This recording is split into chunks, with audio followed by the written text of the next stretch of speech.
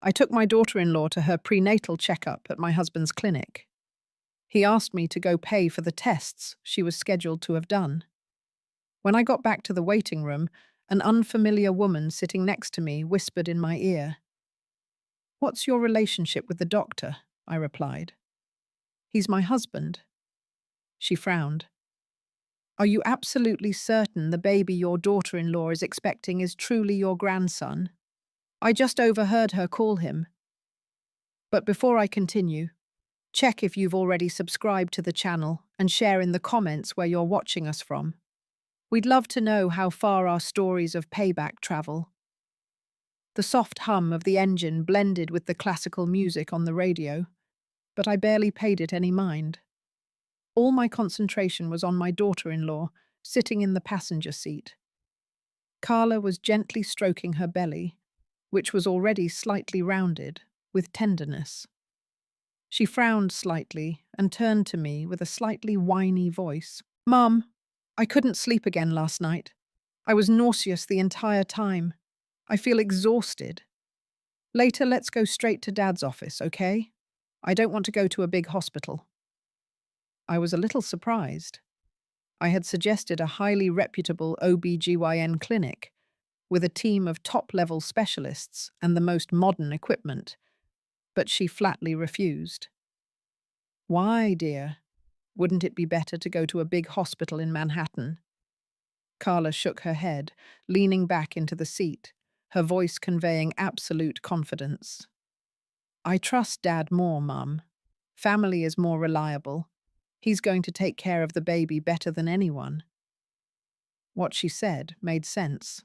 After all, family always inspires more confidence. I didn't think about it anymore and drove toward the private office of Robert, my husband. The waiting room was quite full. You could hear children crying loudly. The television was blaring the morning news. Adults were talking in low voices. And there was that familiar smell of disinfectant, the same one that reminded me of Robert over the last 40 years. Just then, the office door opened. Robert walked out in his impeccable white coat, looking as composed and trustworthy as always. He didn't smile, but for some reason, I felt his smile wasn't entirely natural, a little forced. His gaze briefly landed on me. Then he focused on Carla. "How are you feeling?" He gently took her arm, speaking to her with an unusual tenderness. He asked her in detail about her health, her nausea, her diet, but he barely made eye contact with me, not even for a second. His attention toward my daughter-in-law was comforting, but the way he avoided my gaze left me with a strange feeling of emptiness. Suddenly, he turned to me and handed me his leather wallet. "Helen, can you go down to the reception desk and pay for the tests for the girl? Use my card." "Of course." I nodded, took the wallet, and felt a little sad that I hadn't had time to talk to him more. He was already rushing to lead Carla into the office. When I returned after making the payment, the dark wooden door was already closed. Carla had gone in with Robert. I sighed and looked for an empty spot to sit and wait. The only chair left was next to a young pregnant woman who looked pale and exhausted. While I was waiting, distracted, she dropped a magazine on the floor. I instinctively bent down to pick it up for her. She looked up. She smiled to thank me. That smile took a little of the weariness from her face, and we started chatting. She introduced herself as Lucy Baker. We talked about how hot the Texas day was and the boring cooking show on TV. Lucy was a very nice girl. "Are you here for a consultation too?" she asked. I let out a laugh filled with pride and joy. "No, I came with my daughter-in-law. I'm going to be a grandmother soon." Hearing that, Lucy suddenly went silent. Her smile completely vanished. Her gaze was fixed on the closed office door, where my husband and daughter-in-law were. Her expression became complex, a mixture of doubt and pity. That sudden change in the girl unnerved me. Then, all at once, she leaned toward me. She lowered her voice to almost a whisper, covering her mouth with her hand, as if she feared some invisible force could hear us. "The Dr. Robert, what is he to you, and the woman who was sitting with you?" Her voice was trembling slightly, hurried. The girl's unusual curiosity surprised me, but I still answered politely. "Oh, he's my husband, and the girl is my daughter-in-law." Lucy furrowed her thin eyebrows. She looked around to make sure no one was paying attention. Then she leaned in toward my ear again. This time, her voice was even lower, but every word came out with a chilling sharpness, clear as a dagger straight to the heart. "Are you absolutely certain the baby she is carrying is truly your grandson? A moment ago, when you left, I saw your daughter-in-law call him my love." Those two intimate words were like a lightning bolt splitting my soul. My ears were ringing, my world shattered. The paper coffee cup, still warm, slipped from my hands. The brown liquid spilled onto the cold floor, as if my happiness had just been extinguished. But I no longer felt anything. I remained paralyzed, my eyes fixed on the wooden door in front of me. In the midst of the days, memories began to rush back, without any order, like old broken films projecting hastily in my mind. I saw myself, Helen Castillo, a retired literature teacher, a woman who had lived between books and the small backyard garden of her suburban New Jersey home. My life had been like a quiet novel, with perfectly ordered chapters, an exemplary husband, a loving son, and a peaceful future awaiting the first grandchild. And then Robert appeared, my husband. Not the Robert in the white coat with the forced smile from a moment ago, but the Robert of the last 40 years. The man the entire neighborhood respected for his calmness, his integrity, and his dedication.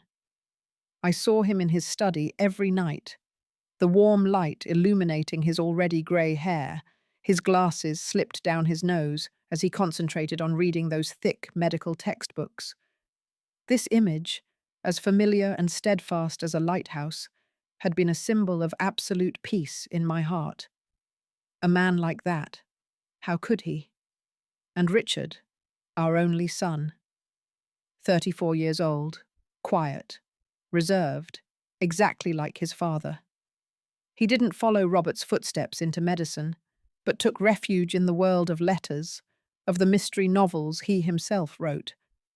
Richard was a good man, perhaps a bit naive in matters of love, with an artist's soul who saw life through romantic eyes.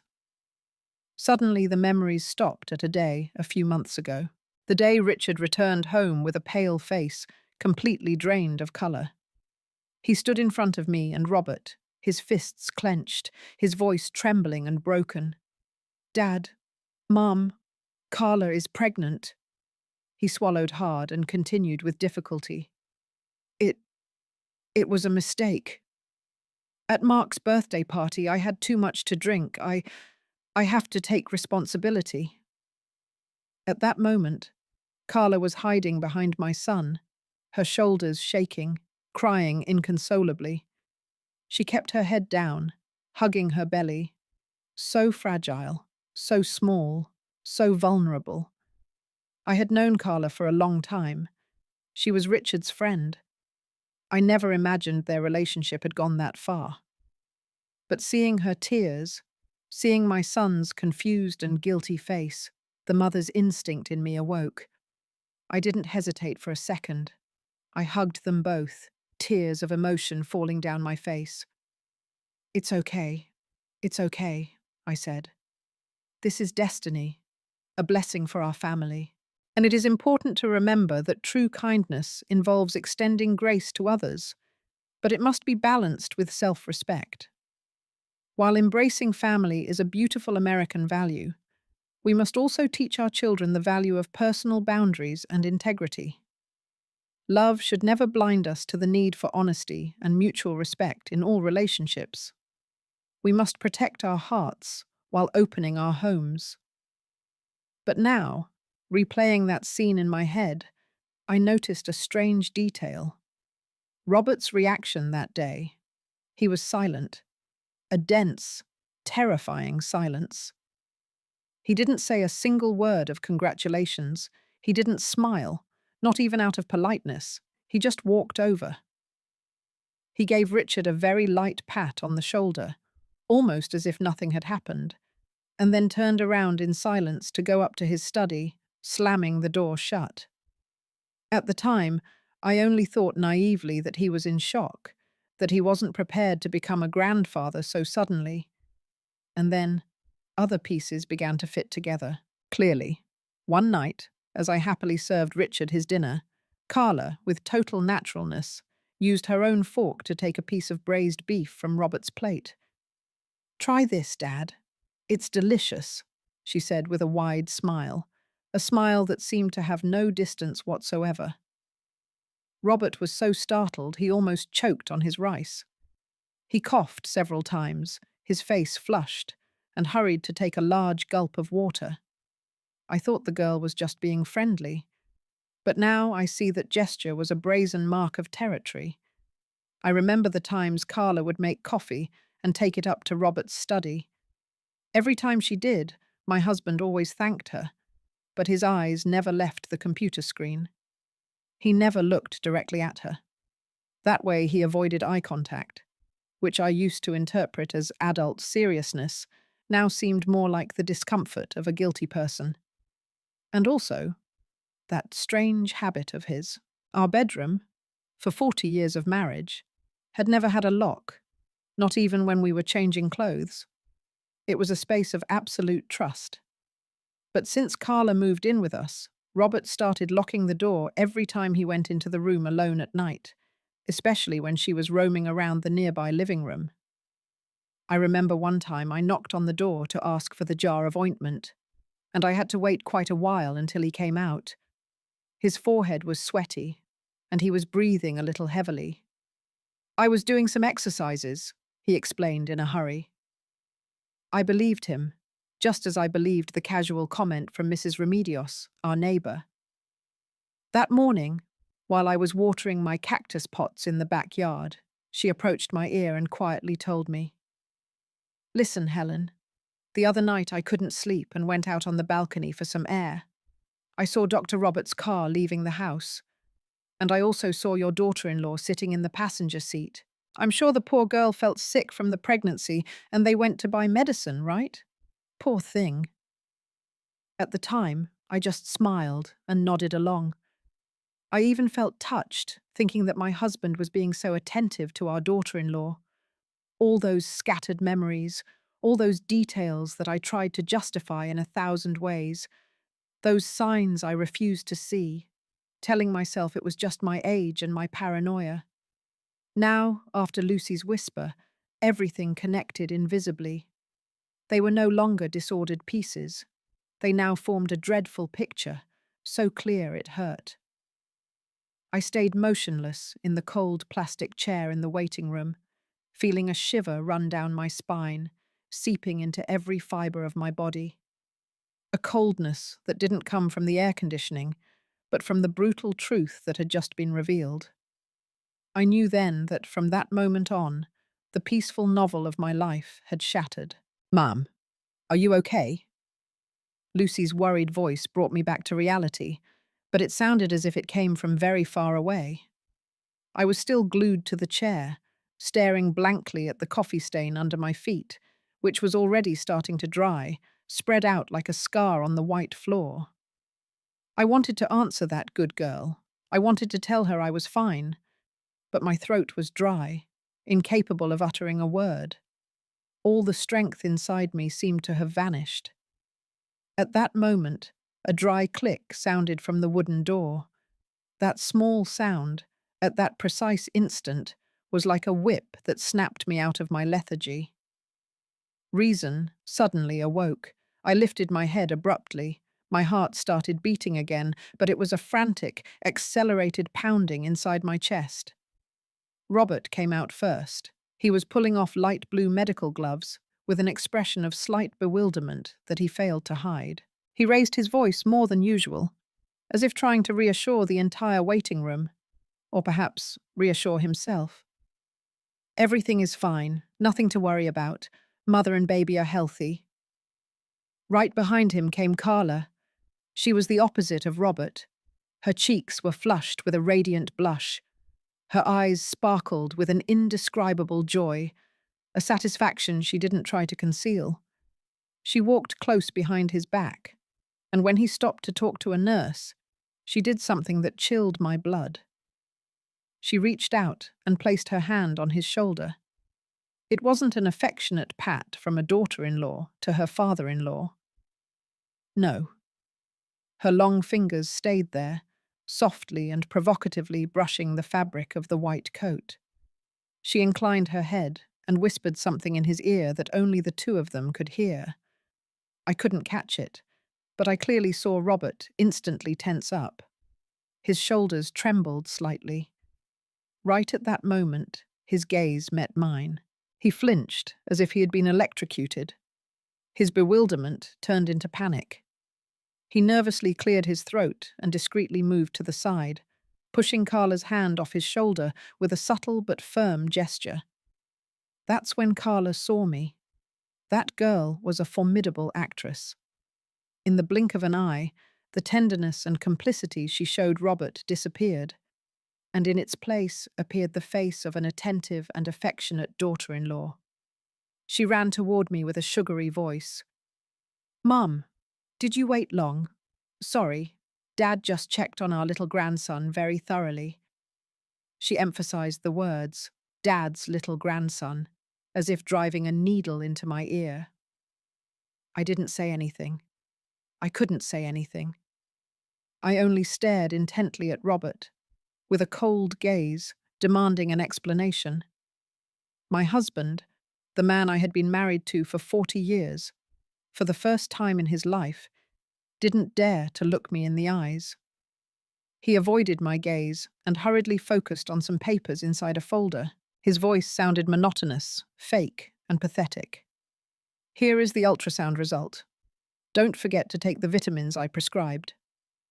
Carla took the black and white image with obvious delight and showed it to me as if it were a trophy. "Look, Mum, Richard's baby, thank God, looks very healthy." I forced myself to look at that blurry black and white image where a tiny creature was forming. But my mind was elsewhere. In the midst of the chaos, a thought flashed like lightning. I needed proof, irrefutable proof.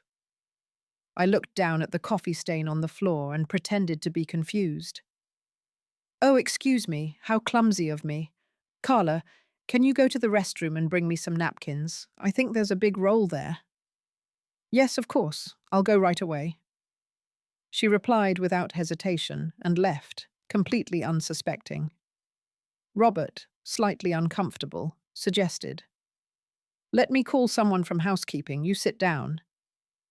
"No need," I replied dryly, my eyes fixed on the ultrasound image, taking advantage of that brief moment when no one was paying attention to me. And while Robert was calling the staff, I glanced quickly at the upper corner of the image. My eyes, already tired from age, suddenly became sharper than ever. There, printed in tiny letters, I read with total clarity.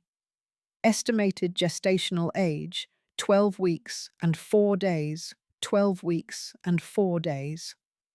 I felt as if someone squeezed my heart, stopping it for a second. Mark's birthday party, that fateful night when Richard got drunk, the night he confessed he had made a mistake.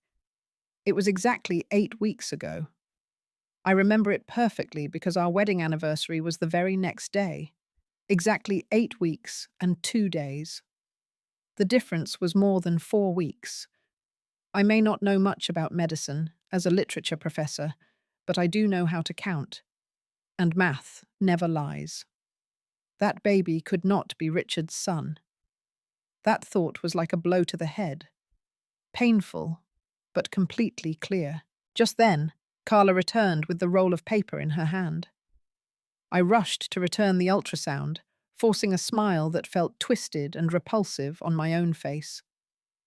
"He's precious. He looks a lot like Richard when he was a baby. The lie came out of my mouth with a frightening ease.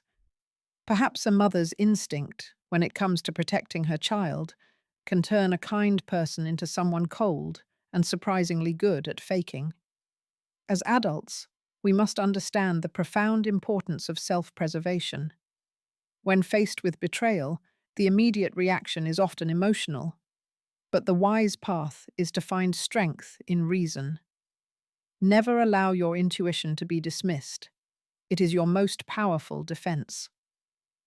Taking a moment to breathe and seek irrefutable facts, rather than reacting solely on emotion, is the hallmark of dignity and an essential life skill. The entire drive home, Carla wouldn't stop talking. She was excited, rattling off names she planned to give the baby. If a boy, Matthew. If a girl, Isabel. She talked about what colour to paint the nursery and which stores to buy the clothes from. I only responded with vacant uh-hus and yeses. My hands were gripping the steering wheel so tightly my knuckles turned white, and my eyes were fixed on the road as if that were the only way to keep from falling apart.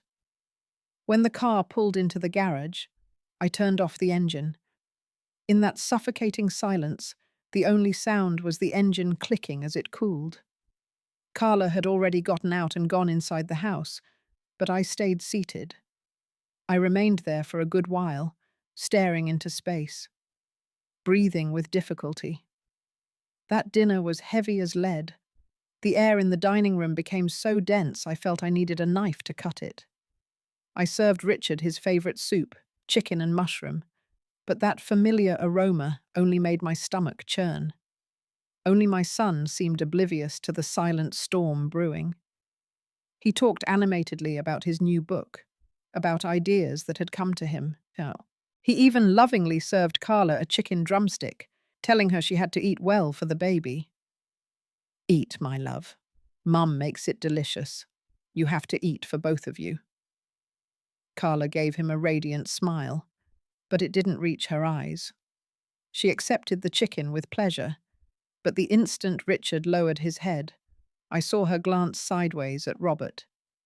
It was a look laden with meaning, defiant, almost like a signal. And Robert, my husband, he didn't say a word. Throughout the dinner, he kept his gaze fixed on his plate, eating mechanically. His silence was more chilling than any confession, until, as if the last fibre holding him together finally snapped, he dropped his fork. The sound of the metal hitting the tile was sharp, dry, abruptly cutting off Richard's chatter. We all jumped. He rushed to pick it up, his face red with shame. I watched everything. Carla's glance, Robert's nervous reaction. I felt my soul turn to ice. This dinner was no longer a family meal. It was a silent judgment, and I was the only judge who knew the crime. When we finished, Richard kissed his wife on the forehead and went to his study to continue writing in his world of words. Carla yawned, said she was tired, and wanted to take an early shower. When I heard the water running in the bathroom, I knew the moment had come. I quietly entered the room we shared. Robert was standing with his back to me, by the window. It was wide open, and a thin cloud of smoke drifted out into the night. He was smoking, a habit he had given up more than 20 years ago, the day Richard graduated from college. That he was taking it up again now could only mean one thing. His conscience was a wreck. I didn't beat around the bush. I had no patience for that. I walked over to the dresser and set my cell phone down on the surface. The screen was still on. The photo I had secretly taken of the ultrasound clearly appeared. 12 weeks and 4 days, I said. My voice was terrifyingly calm, without a single tremor, as if I were reading the weather forecast. Mark's birthday party was only 8 weeks ago. Explain it to me, Robert. Robert flinched. The cigarette in his hand fell onto the Persian rug, scattering small, burning embers. He rushed to step on them to put them out, clumsy as a child caught doing something wrong. Maybe, maybe the ultrasound had a margin of error. You know, medicine sometimes, he stammered, not daring to look at me. Don't lie to me. I interrupted him, my voice still even, but now tinged with a deadly chill. You're a doctor. You know better than anyone that a 4-week margin of error is absurd. Tell me the truth, Robert. That baby isn't Richard's, is it? Silence took over the room. Robert stopped trying to justify it. He lowered his head, and his broad shoulders sagged as if an invisible weight had been lifted off him. Finally, he nodded slowly, a nod that confessed everything. He let out a deep, melancholy sigh and collapsed onto the edge of the bed, burying his hands in his now grey hair. And then he started talking, a pre-prepared story, a precisely calculated script to lessen his guilt. I know, he said, his voice rough. Carla confessed it to me. She told me she had made a mistake with another man before, but that guy was a jerk. He abandoned her as soon as he found out she was pregnant. She was too scared, too desperate, and that's why she latched onto Richard like a lifeboat. I didn't have the courage to tell the truth. Think about it. How could I break the boy's heart? I only wanted to protect my family, Helen. He looked at me, his eyes full of pleading, soaked with tears. He was trying to play the part of a self-sacrificing father, a virtuous husband who single-handedly carried the weight of a terrible secret to preserve the peace of his loved ones. But I was no longer the naive Helen of yesterday. I looked him straight in the eyes, without the slightest hesitation. Protect the family or protect yourself? Robert, today in the office I heard it. I saw it. A young woman sitting next to me heard my daughter-in-law call my husband my love. Those 2 words, my love, were like a silver bullet that completely knocked down the fragile wall of lies he had worked so hard to build. Robert's face went white as a sheet. His lips moved, but he couldn't utter a sound. All pretense, all the dignity of a respectable doctor vanished. His shoulders completely slumped. And then he cried. They weren't tears of remorse, but desperate, choked sobs of an old man whose lies had been completely exposed. The most horrible, most disgusting truth finally came to light through the sobs. He confessed everything. The clandestine relationship began with Carla's visits to the house, supposedly to see Richard. But the real goal was him, the weakness of an older man before the admiration and calculated seduction of a younger woman. He recounted that he had tried to end it, but Carla had threatened him using the baby, saying it was his, and that if he rejected her, she would reveal everything and destroy his 40-year reputation. But the most appalling thing, the thing that turned my stomach with disgust, was yet to come. He admitted that he himself had been an accomplice in Carla's plan. That night of the birthday party, it was he who called, feigning concern, to convince Richard to have a few more drinks. And then, it was he who dragged his own son, completely drunk and unconscious, to the room where Carla was already waiting for him. But I swear to you, Helen, he sobbed, crawling to my feet. The boy was fast asleep. He couldn't do anything to anyone. I only wanted to create a false scene, I swear to God. He knelt on the floor, clinging to my legs, begging for forgiveness. He was crying with snot and tears, all mixed together.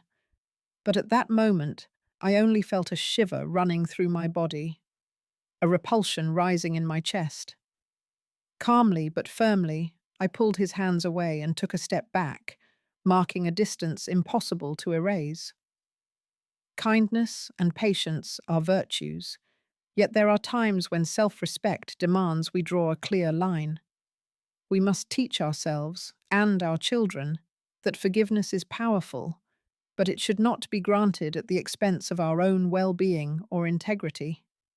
A healthy family structure requires transparent boundaries and the courage to speak truth to power, especially when deception and manipulation are involved. This is the foundation of a moral and ethical life. The next morning, I woke up even before the alarm clock went off. In reality, I hadn't slept a wink. I spent the entire night lying down, with my back to Robert, listening to every one of his breaths. That sound, which for 40 years was the melody that lulled me to sleep, now felt unbearable, false. Every time he inhaled, I felt the air in the room become dirty. Every time he exhaled, I felt disgusted. But when dawn broke, I still got up in silence. I put on the role of wife and mother-in-law, just like every day. I went down to the kitchen to prepare breakfast. I fried eggs, made coffee, and cut the watermelon into perfect cubes.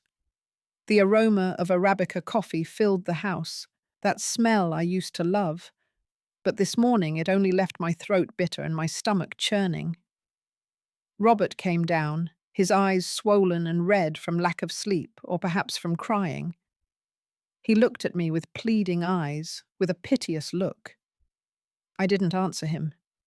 I only placed the plate of fried eggs in front of him with a dry thump, without saying anything. Soon after, Richard and Carla came down. My son still had the sleep-deprived look of a writer who works late, but Carla was the opposite, fresh as a newly opened flower. She had no idea of the drama that had unfolded in our room the night before. She continued acting as if nothing had happened. She even became affectionate with Robert. "Daddy, will you peel this apple for me? You're the best apple peeler," she said, handing the fruit to the man who was still lost in thought. Robert flinched. He awkwardly took the apple and the knife. I watched that scene while tightly gripping the butter knife, so hard that my knuckles turned white. I had to make a superhuman effort to keep my face from reflecting even a hint of what I felt, to keep from screaming, to keep from overturning that table full of appearances. After that hellish breakfast, Robert rushed out to the office as if he were fleeing. He couldn't stand that atmosphere, and I didn't want to see his face for another second either. Richard had an appointment with the publishing house to review a new manuscript. He also left early. Carla turned to me and smiled sweetly. "Mummy, I have an outing with some friends to buy maternity clothes. I won't be long. I'll be back quickly, okay?" She even blew me a kiss before grabbing her handbag and leaving. The front door closed. The house returned to its usual silence. But it wasn't a silence of peace. It was the silence of a stage after the actors have left for the dressing rooms, and only I and the rotten secrets remained. This was the moment. I took a deep breath and went upstairs, heading for Richard and Carla's room. As soon as I opened the door, a sweet and strong perfume hit my face. It was her scent, an artificial one, as cloyingly sweet as her personality. I began to tidy up with the excuse of cleaning. I changed the sheets, dusted the dresser full of expensive makeup bottles. My eyes scanned the room like those of a predatory animal, looking for something out of place, a crack in that woman's perfect facade. My mother's instinct, that intuition sharpened over the years, told me to check the most intimate, most personal places. I flung open the closet, rummaging through every pile of clothes. Nothing. I pulled out every drawer, checking carefully. Nothing there either. Frustration began to take hold of me. Could it be that the cunning woman had hidden it well too?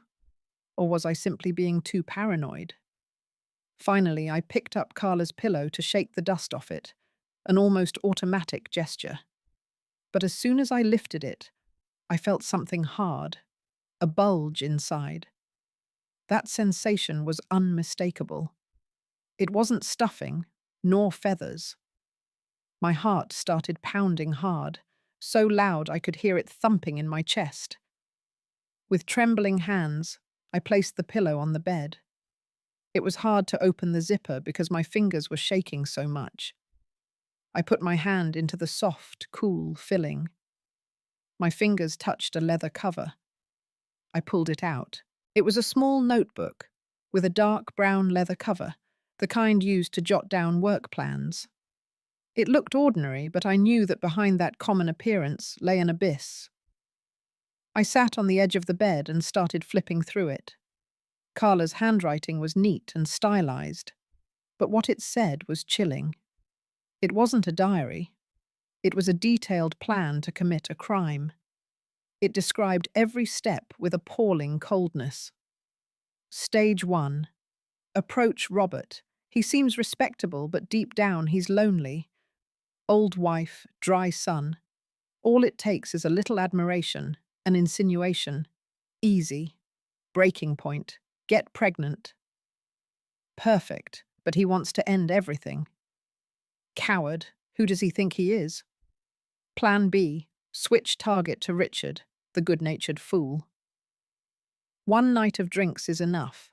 Enter the Castillo family through the front door. Stay close to Robert. Keep enjoying everything. Things to do. Force Robert to keep quiet with the secret photos I took of him. No problem. And Helen is so stupid that a few crocodile tears will make her believe everything. When I read the phrase, Helen is so stupid, my hand trembled. I started breathing heavily. The blood rushed to my head, and I felt dizzy. I felt like I was going to faint. She had seen me as a puppet, a pathetic old woman in her theatre of lies. Risk. If Robert objects, release the affair photos, reveal the child is his, destroy his 40-year reputation. He won't dare. Reading the last line, the dizziness faded, and in its place came a freezing rage. But reason held me steady. I couldn't break down now. I took a deep breath, trying to calm my frantic heart. I took out my cell phone. It was still shaking in my hands, but I forced myself to hold steady. With extreme care, I photographed every page, every word, with the greatest clarity possible. Every click was another mark in the memory of that woman's cruelty. When I was sure I had everything saved, I put the notebook back into the pillow's filling. I closed the zipper and smoothed it out, as if nothing had happened. I stood up and left the room. I now had what I needed. It wasn't just evidence, it was my weapon. I remained motionless on the living room sofa all afternoon.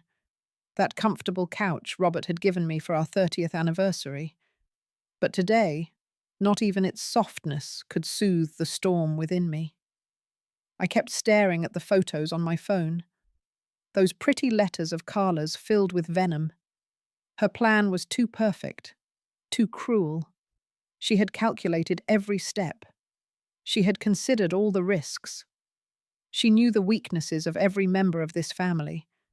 I knew that just this notebook wasn't enough.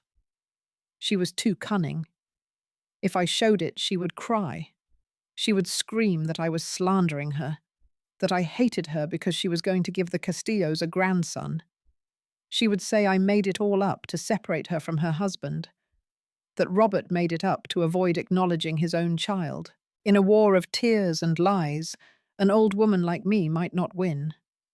No. I needed a definitive weapon, a cold scientific proof, a truth that no one could deny or distort. I needed a DNA test. Immediately a name popped into my mind. Claudia.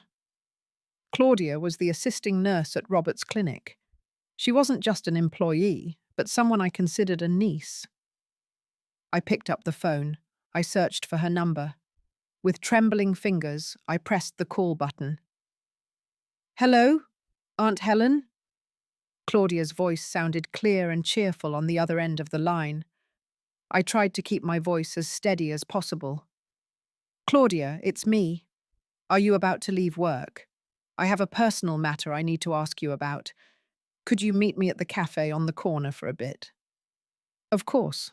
I'll be leaving in about 15 minutes. I'll be right there." I hung up and let out a long sigh. The corner cafe was discreetly situated, hidden behind a bougainvillea vine, quiet and private enough for an important conversation. Claudia arrived, with her usual radiant smile and her playful braid. As soon as she sat down, she started asking me how I was feeling, about Carla, and the baby preparations. Seeing the innocence and purity on her face, I felt something break inside me. I was about to drag a good soul into my family's mess.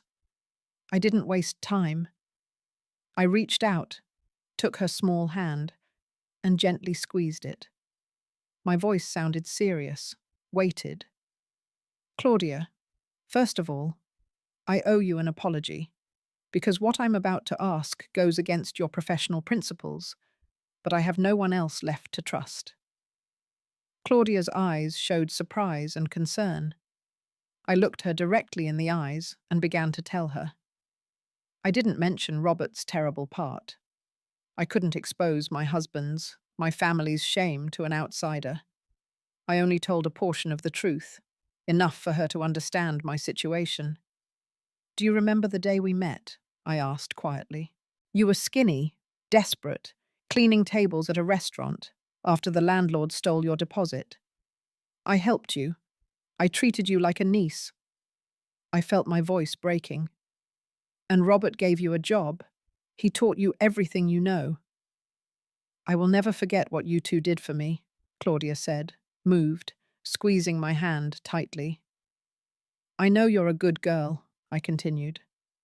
That's why I dare to ask you this. Claudia, I have reasons to believe that the baby Carla is carrying is not Richard's. She is deceiving my entire family. She is deceiving my poor Richard. Claudia was in shock, her eyes wide open. Her mouth dropped, unable to speak a word. She knew Carla. She had always thought she was sweet and charming. I looked her straight in the eyes, with the desperation of a mother on the brink of an abyss. At the next prenatal checkup, Carla will have to have some blood tests done. I need you, once you've drawn the necessary amount for the hospital, to secretly save a small tube for me. Just one. Can you do it, Claudia? Claudia froze. I clearly saw the conflict in her eyes. She knew it was improper, a violation of medical ethics. If she were discovered, she could lose her job, even her license. But then she saw my pleading eyes, the deep wrinkles in my forehead from so much worry. After a long silence, she nodded firmly. I owe you one, Aunt Helen. I'm going to help you. Trust me. Hearing Claudia's answer, I felt as if a stone had been lifted from my chest. I thanked her profusely, tears on the verge of flowing.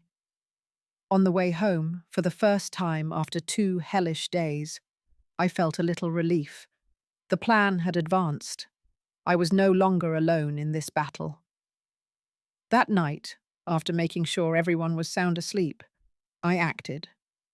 I entered Robert's study under the pretense of looking for an old book. He wasn't there. The desk lamp was still on, a medical journal open on the table. His hairbrush rested neatly on the desk. Carefully, I collected a few grey hairs that were tangled in the bristles. Then I went to Richard's room. The door was ajar. He had fallen asleep at his desk, next to a tower of drafts. I tiptoed in, my heart pounding. He had a habit of hugging a pillow while writing. Carefully, I collected a few black hairs that were left on the pillow. I returned to my room and put each hair sample into 2 separate Ziploc bags I had already prepared. I took a marker and wrote clearly on each bag, Robert and Richard. I hid them in the bottom of my lingerie drawer, the safest place. Now everything was ready. The bait was set. The trap was laid. All that was left was to wait. Wait for Carla's next prenatal checkup. Wait for Claudia's signal. And wait for science to dictate the final truth. The 2 weeks following my secret conversation with Claudia passed as slowly as a century. Every day in my own house was a play in which I was both actress and director. I had to strive to play my part well, a role that exhausted me. I continued acting as an attentive mother-in-law, an enthusiastic future grandmother. I got up early to cook the nutritious dishes Carla liked. I made her drink milk. I asked her if she had slept well. I even started knitting little milk-white woolen mittens for the baby in her womb. But every time the needles slipped, my hands trembled. I wasn't knitting yarn. I was weaving a web of lies to ensnare her, while waiting for the right moment to activate another trap. Robert, meanwhile, walked around like a shadow. His guilt and fear were evident in every step. He tried to start conversations with me. He bought me small gifts like a bouquet of roses or a box of my favorite chocolate chip cookies. Things he hadn't done in a long time. But I only responded with silence or short, cold phrases. An abyss impossible to close lay between us. 40 years of love had been reduced to ashes in a single night. Then, one morning, while I was busy in the kitchen, I felt my phone vibrate softly. A message from Claudia. "I have what you need. I left it in a small box in your mailbox. I wrapped it well."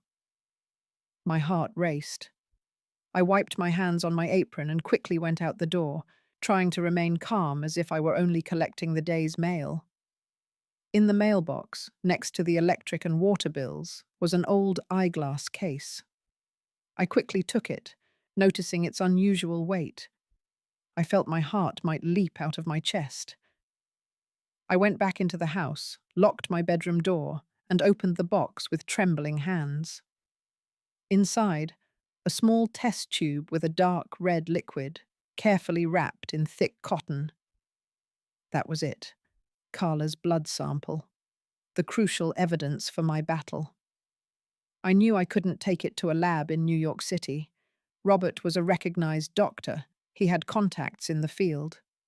One small mistake would be enough for him to discover it, and for my whole plan to fall apart. I decided to go further. The next morning, I told the family I wanted to go visit Mrs. Consuelo, an old friend who lived 300 miles away in Philadelphia. No one suspected anything. I drove the car, but my mind was not at peace.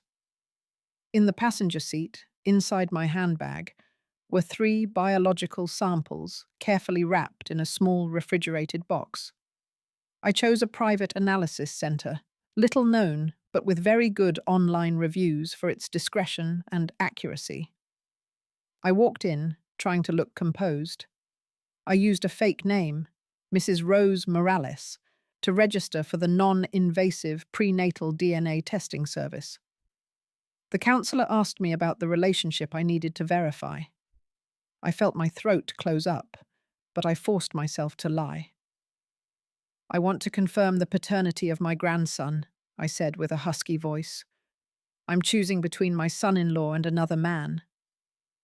A bitter lie, because that other man was my own husband. I paid for everything in cash to leave no trace, and asked for the results to be sent only to my personal email. Those 10 days were the longest of my life. I couldn't eat or sleep. Every time the email alert sounded, my heart skipped a beat. And then it arrived. That afternoon, while watering some cactus pots in the garden trying to find some peace, I felt my cell phone vibrate in my pocket. I took it out and my heart nearly stopped when I read the subject line on the screen. Genetic analysis result, file 734B. My hands were soaked in sweat, covered in dirt. I hurriedly dropped the watering can and ran into the house. I sat down at the dining room table and turned on my laptop. With trembling fingers, I mistyped the password 2 times. Finally, I managed to log into my email. My heart was pounding like a trapped bird trying to break free from my chest. I clicked on the attached PDF file. A table appeared with complex scientific terms, numbers, and graphs I didn't understand. I didn't care. I slid the cursor directly to the conclusion. The first line stated that the fetal sample compared to the supposed father one registered name Richard Morales. I had to change the last name to match the fake one. 0% compatibility. Biological relationship ruled out. I already expected that result. It only confirmed what I already knew, but it was the next line that made me lose my balance. The second line stated that the fetal sample compared to the supposed father too, registered name Robert Morales. 0% compatibility.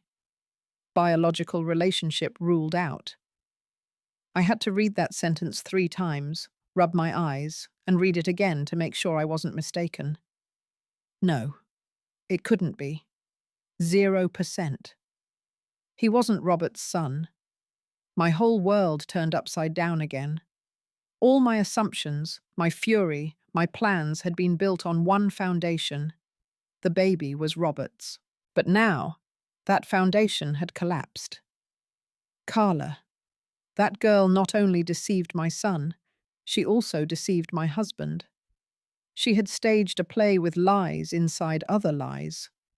She was pregnant by a third man, someone completely unknown. And she used that pregnancy to manipulate the men of the Castillo family, pushing them toward a disgusting tragedy, turning them into puppets in her hands. Suddenly I laughed.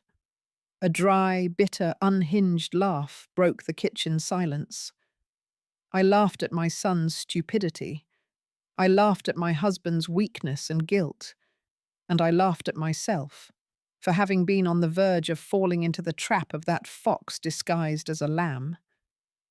She had planned everything, every detail, every step. Except for one thing. Science doesn't lie. I now had everything I needed, not just one, but a chain of irrefutable evidence. It was time to bring down the curtain on this farce.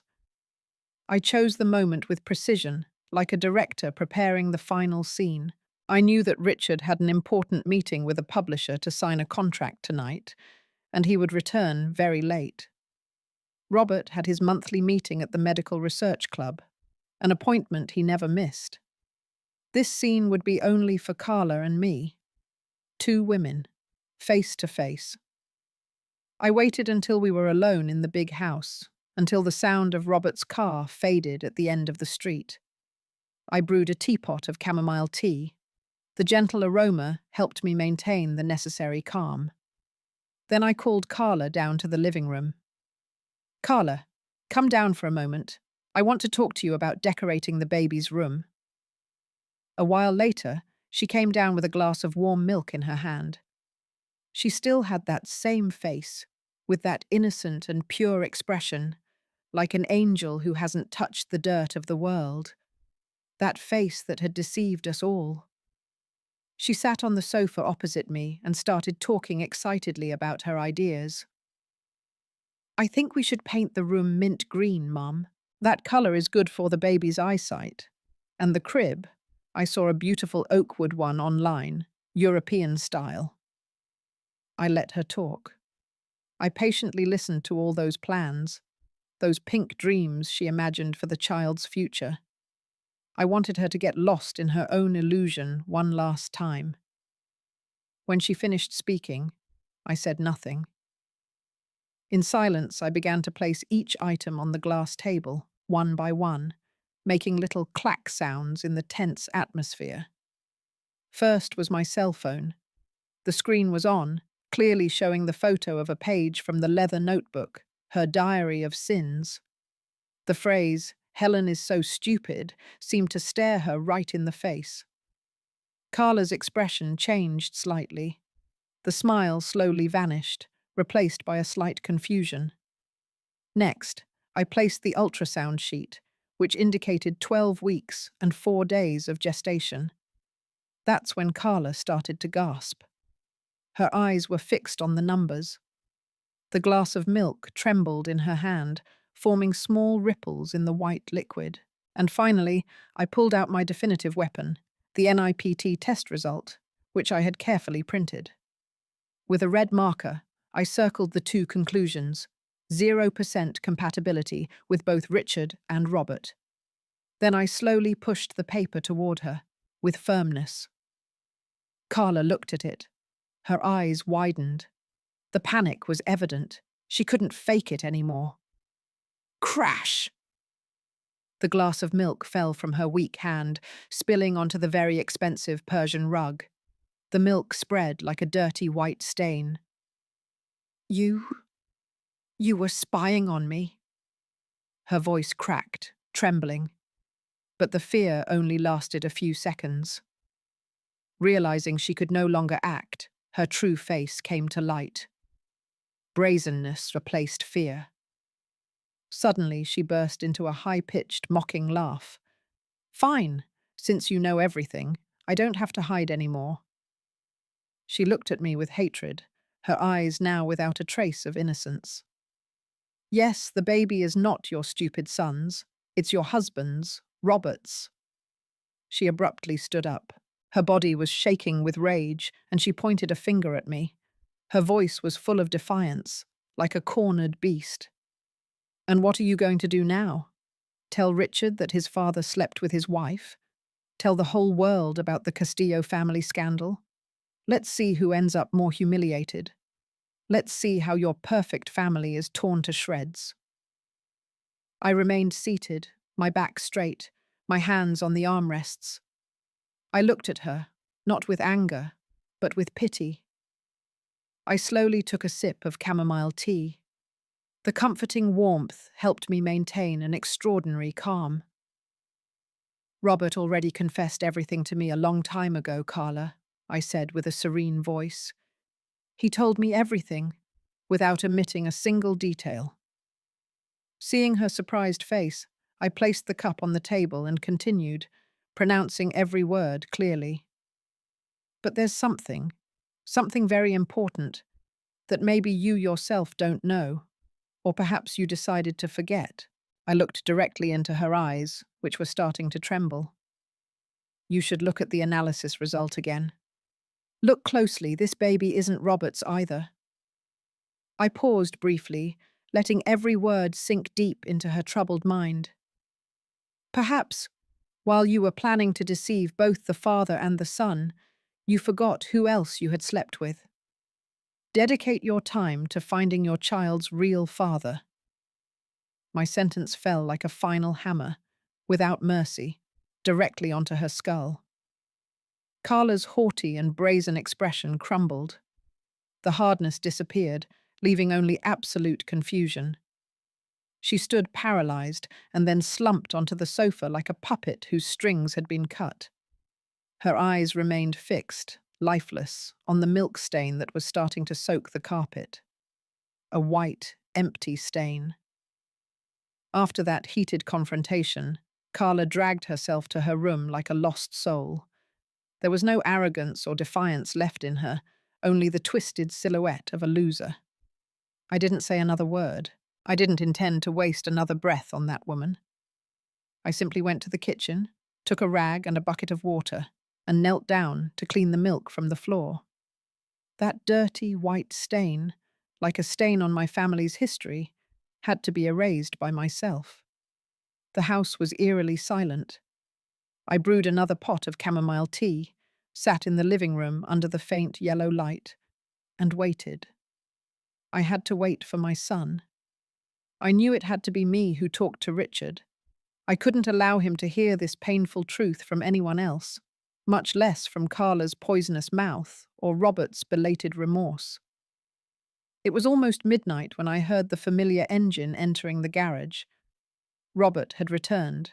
He walked into the house and saw me sitting alone in the dark. My expression was cold and firm. He understood. Looking into my eyes, he knew that everything had come to an end. "Did you talk to her?" he asked quietly, his tone full of weariness and fear. I didn't answer.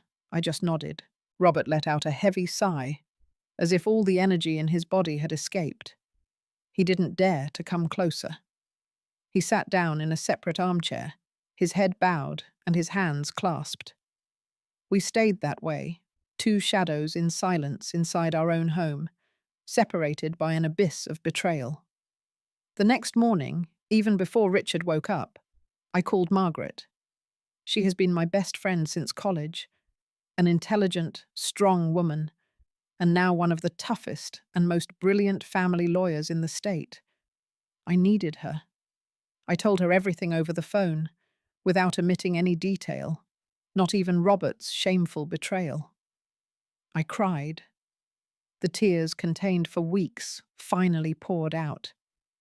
On the other end, Margaret just listened in silence, occasionally letting out an astonished, "Oh my God." When I finished talking, she didn't offer empty comfort. She only said one sentence, in a firm voice. "Helen, you've endured enough. Send me all the evidence. I'll stop by your house this afternoon." Hearing her, I felt my strength returning. I sent her all the photos of the notebook, the ultrasounds, and the lab results. Putting everything into the hands of a friend, a trusted professional, eased some of the weight on my shoulders. I no longer felt like I was fighting alone. In the afternoon, Richard returned from the editorial office. He seemed to be in a good mood, with a radiant smile on his face. He told me about a new contract, about how the publisher was thrilled with his plot, about his plans for the future. Seeing the purity of his smile, I felt a knot in my chest. How could I tell him the truth and extinguish that light in his eyes? But I had to do it. I couldn't let my son continue living a lie. I invited him to sit at the table, where I had already prepared a pot of aromatic tea. Robert was also present. I forced him to be there. He sat at the head of the table, silent, like an accused person awaiting sentence. Carla had been locked in her room since the night before, without making a sound. I started slowly, my voice firm to hide the internal trembling. "Richard, please sit down. There is something very important I need to tell you. It has to do with Carla, and with our family." Richard, surprised, obeyed without saying anything. I placed the tablet on the table, turned the screen toward him, and showed him everything, one thing after another. First, the photo of the notebook, then the ultrasound, and finally the DNA test. I recounted the entire journey I took, from the whisper of a young woman named Lucy at the clinic, the suspicions that arose, Robert's confession, purposefully omitting the part where he admitted to helping get our son drunk. I didn't want to hurt him more, to the confrontation with Carla last night.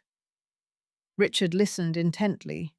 His face reflected a painful sequence of emotions.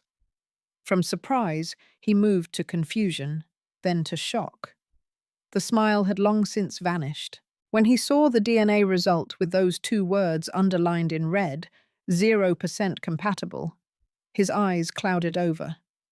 The truth fell like a tsunami, sweeping away the dream world he had been living in. He didn't yell or break anything. He remained still, his eyes wide, staring into space as if his soul had left his body. Suddenly he dropped his head onto the table. His shoulders began to tremble. He slumped to the floor. He held his head with both hands and wept. He cried a heartbreaking, broken cry, full of desperation. It wasn't a child's cry. It was the sound of a world collapsing. It was the first time I had seen my son cry like that since he was a little boy and fell off his bicycle, scraping his knee. I fell in love with the wrong person. I trusted her. I was so stupid. So stupid. He sobbed through his tears, each word coming out as if his soul were being ripped out. His pain was like 1,000 needles piercing my chest. I knelt beside him. I hugged him tightly while his back shook. Robert tried to approach, but I raised my hand in a silent but firm gesture that stopped him. In that moment, my son didn't need him. In that moment, only I could be by his side. I held him close to my chest. I let his tears soak my blouse and whispered the words that only a mother can say into his ear. "It wasn't your fault, Richard. It was never your fault. The blame lies with those who knew you were a good person and took advantage of it." The next day, Margaret arrived at the house, not as a friend to console, but as a sharp lawyer with legal documents in hand. She didn't use flowery language. She simply placed the file on the table.